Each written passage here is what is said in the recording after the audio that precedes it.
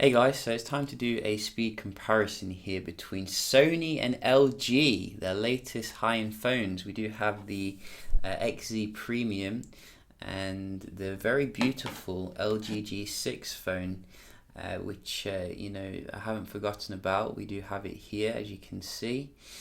So we're going to see how they do compare, because obviously LG is using slightly older technology here, so we just want to see if LG can give you a similar experience. Obviously with the LG you do get a better, arguably better, like aspect ratio in terms of the minimal bezel, as well as a dual camera, which is nice. So it is very worthy of a flagship, and I think you can get it for a much affordable price now compared to Sony and Samsung, which you can see it does boot on faster here, which is nice. Again, as I said, Sony is very slow when it comes up to the startup, but nevertheless we're going to see how they do compare. You can see we have set both of them up, and we just zoom in a little bit here. Just have a look at the basic apps first and then move on to the more demanding apps. This is Snapdragon 835 versus Snapdragon 821. So last year's processor in LG. And I think you can straight away see here, who is a little bit faster because of that. I mean, it's leaving the LG standing, literally. So no contest here. I don't think the strategy paid off actually for LG when it came to releasing the phone with the older processor just to get it out on the market. They should have just waited, I think, a little bit and then brought it out with the up-to-date specs. But you can see here, I think, no contest overall. The Sony's just killing it. That's all I can say, Camera. Again, you can see we do have some games as well. Let's have a look at WWE. Let's try this one. I think the contrast ratio is better on the LG in terms of these black kind of colours. But the problem with the LG displays, it's a little bit dim overall when you're outside, I've noticed. I've not checked the XC Premium yet, but hopefully it's quite bright. So I think this one's loading faster on the left, and we do have real racing.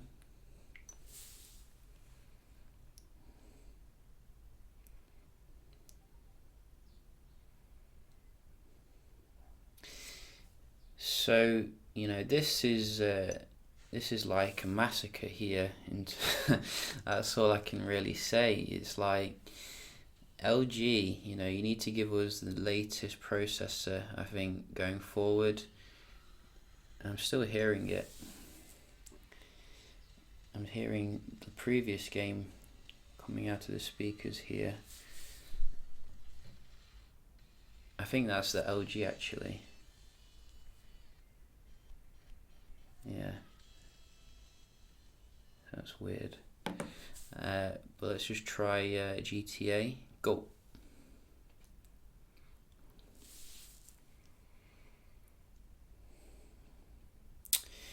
Shall I carry on with the speed test? My heart's breaking for LG here, honestly, because I've always loved LG from the LG G2, and this is just ridiculous. I feel like just calling it a day. I mean, it's just no contest.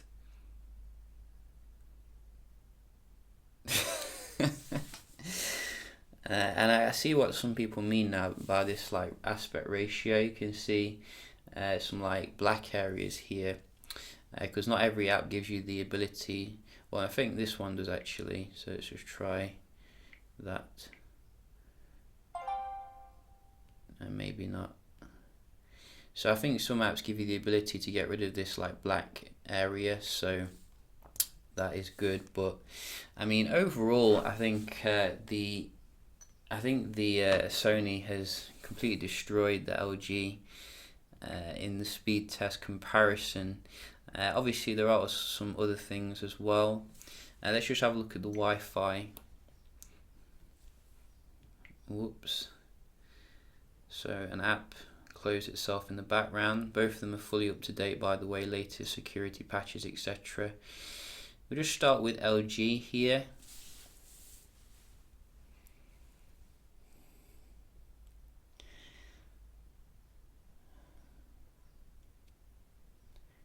And quite an average score there for LG.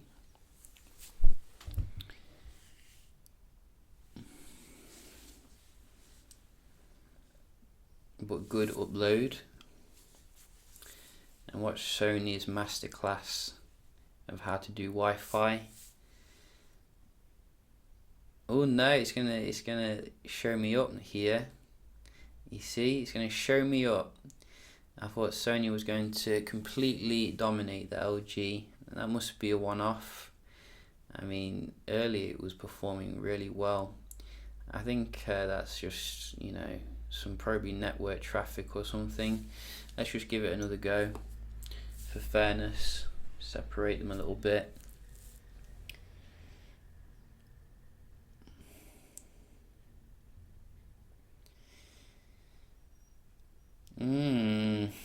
That doesn't fit the narrative.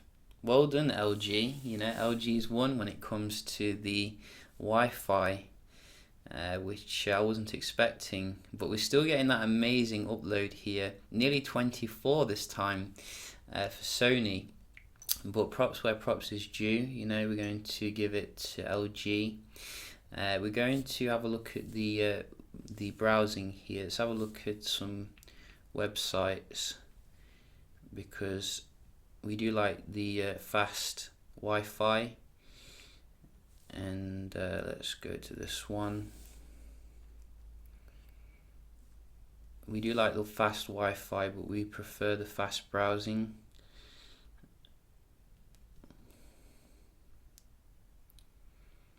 And I think this one a little bit faster on the left there. Let's try Verge.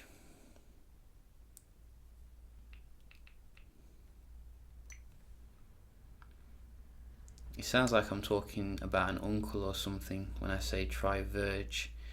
Is Verge home? And I think Sony again here. Yes. So Sony's come back here with the browsing. Both of them don't use their own browser, unfortunately, but it is what it is. Multitasking. Let's try and see if there's any difference. LG there, we'll give LG a point, no reload.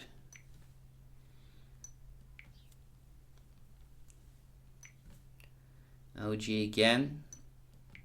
So LG, you know, LG is not down and out. Little LG. I gotta say, you know, I was expecting LG to be kicked out by now, but I'm glad I continued the video, because you can see LG is not down and out for the count. I think it's doing a bit better here when it comes to your multitasking. A little bit slower than Sony when it comes to the camera still, but I think oh, it did reload there. Try the game. Straight in here on the right to reload on the left.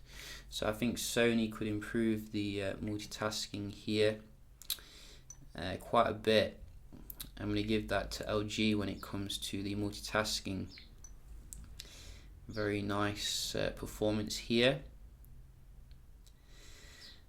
It's just a shame they didn't use the latest processor, because it could have really been as competitive as what you're getting with the other phones when it comes to, you know, the day-to-day performance. However, you can see It does have its own strengths with the multitasking and the Wi-Fi speed, as well as the dual camera obviously on the back, which is a nice thing to have, you know, when you want to do some interesting stuff. It's less fingerprint prone as well, I have noticed. You can see with this shiny back you do get a lot of grease build up, but this is more of like a frosted material, which is quite nice. You get a quad DAC as well in some variants with the LG G6 like this one, and I think also wireless charging in some variants, but they haven't made these features available everywhere, which is a bit annoying, particularly as it did launch for a very high price, but I do suspect that that price has come down quite a lot now, you know, given that the V30 is on the horizon. I'd probably wait for the V30 if you're looking at buying the G6. It's going to be overall the same kind of phone, but much better display with up-to-date specs. But if you're looking for the G6, you can see you're getting good performance overall. We're not quite up there with Sony and Samsung in terms of the apps opening. So yeah, just a quick little comparison here. We'll do some comparisons with the you know, where other things, looking at the gaming, etc. So do stay tuned for that. Hope you enjoyed the video, and I'll see you in the next one. Cheers.